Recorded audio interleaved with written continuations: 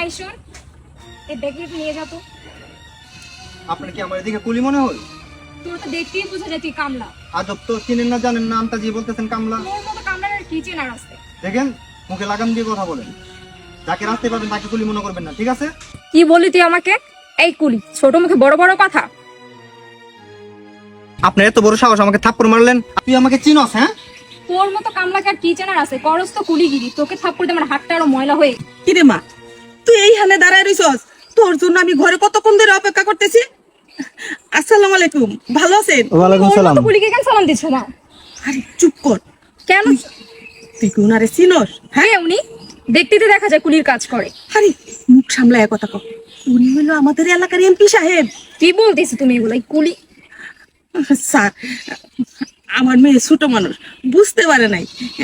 আমি আমার মেয়ের হইয়া আপনার কাছে ক্ষমা চাইতেছি। এই মেয়ে কি আপনার?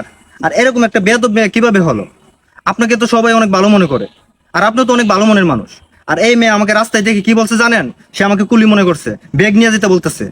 আমার জায়গায় যদি আজকে অন্য কেউ হইতো, তাহলে ওর অবস্থা কি হইতো আপনি জানেন? এমপি সাহেব, আমি সরি। আসলে আমি আমার মায়ের হইয়া আপনার কাছে ক্ষমা চাইতেছি। এই ক্ষমা চা, পাইতো না মাপছা। সরি ভাই, সরি। আচ্ছা আচ্ছা, ঠিক আছে। দেখেন, নেক্সট টাইম থেকে আর কাউকে রাস্তাঘাটে এরকম ভাবে ব্যবহার করবেন না, ঠিক আছে? ঠিক আছে, আমরা আসি। আসসালামু আলাইকুম। আচ্ছা ঠিক আছে, ওয়ালাইকুম আসসালাম। আ?